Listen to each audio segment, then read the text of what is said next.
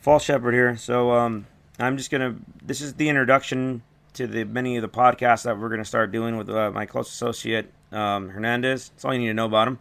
So we are trying to establish, who I am, why you shouldn't listen to me, and why I am just ranting about just the most off the wall crap. Because obviously I don't know what I'm talking about.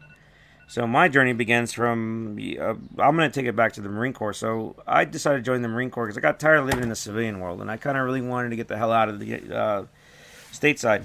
I wanted to do something different, and I wanted to do what my uncle did in Vietnam, and my grandfather did in World War II, and my other grandfather, great grandfather, did in World War One. And that was they were Marines. One was a corpsman though in World War II, so he saw a lot of interesting things. So I was like, yeah, fuck it, I'll give it a try. So took the ASVAB, did pretty well. Joined the Marine Corps, got away from home. At the time, I was pretty much homeless. I was living from house to house with my cousin.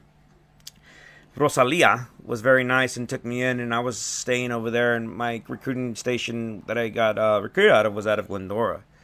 So it was kind of weird that they would drive all the way to East LA to go pick me up and then take me to the freaking maps back then. It was in South Central, then drop me off at East LA and go back then. But yeah, had a really good recruiter.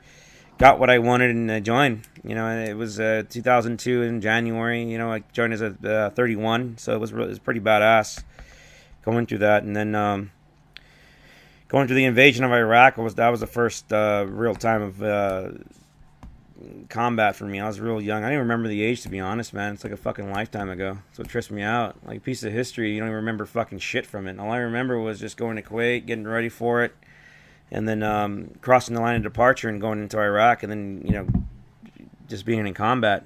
That was my first real experience of trial by fire, and just all I remember was just the sleep deprivation and just how bad it was.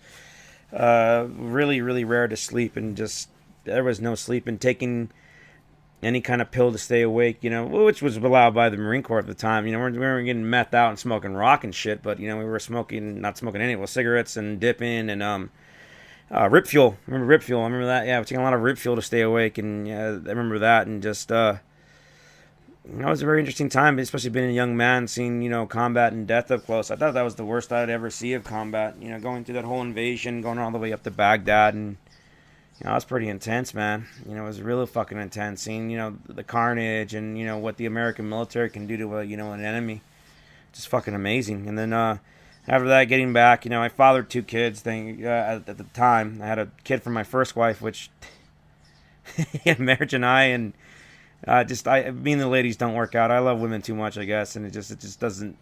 It never really works out for me, and that's probably my own demons. I think of me just trying to fill a void, and romantic relationships, from what I've been through, and just being kind of an empty shell of what has happened to me. But I'm still trying to figure that out. But from there, went back. I tried to move to another unit because they weren't deploying when they got back, from what I heard. But that was bullshit. As soon as I got there, they were leaving again. So I went from one back-to-back deployments almost, and went with them out to freaking Fallujah, and then that was an eye opener, man. A lot of my soul was drained from that. That from November 8th to December 23rd, man. That was pretty intense. It was real fucking intense.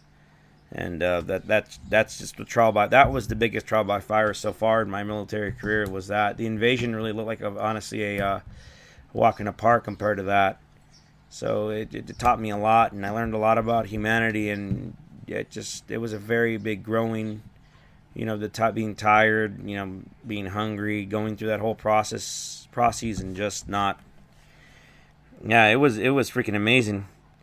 It really was.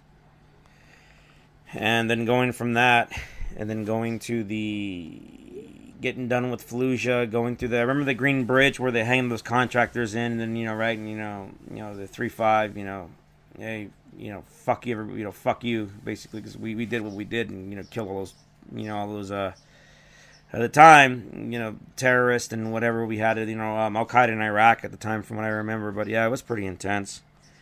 And then from there, I came back home, went to a pretty good unit out in Virginia, went back home, and that was fun. Went with 4th LAR and learned a lot over there. And I really enjoyed the time out at 4th LAR. From 4th LAR, went down to back to California, and that's all the Afghan thing, and that was more of a The deployments predominantly got worse and worse as my military career kept on going. And then I remember going through all that and, feeling pretty, invincible. Not really invincible because I got hurt. And it just, it's pretty weird, man. And then going through all that, then coming home and then not picking up Staff Sergeant and getting completely freaking thrown out of the Marine Corps for it. A lot of us did. And there's like about 5,000 of us that got out. Were forced out. And then from there I went in the Army. And then, I didn't want to waste 10 times of active service. So I went in the Army Reserve to try to retire out of it. So I retired out of that. Tried to retire out of that bad boy as a 92 Mike. I went in there as a C5 as a regular sergeant. I've gone up the ranks over there. I'm currently the company first sergeant for that unit, which I have no idea why, but I am. But it's a cool MOS, man, being responsible for human remains and just how they're taken care of. And yeah, it was pretty intense times. Just looking back at my military career, I really don't do it. I really try not to don any of it, honestly. I just kind of put it in a box and just put it away and not worry about it. Because I get kind of mad at vets. A lot of times you see vets, I got PTSD, dude. I'm fucking special, and I really annoys the shit out of me. Or when I'm doing my undergraduate, hearing, oh man, yeah, man, as a vet, I don't care as a vet. I'd rather you say, hey, man, this is what I believe in because of just what I've been through and what I've been exposed to. I can care less if you're a vet or not. The veteran community is really awesome because everybody takes care of everybody. But there's some that are just, to me, they just abuse the system and just want the attention and just, it's like, Jesus, dude, I got it, man. I got it. Freaking Gulf War vet and, not World War II because those guys are pretty hardcore as fuck.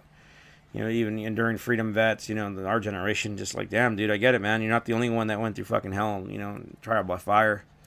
So that really, gets on my nerves and kind of chaps my ass. So yeah, that's basically, that's just really where I'm coming from that, dude.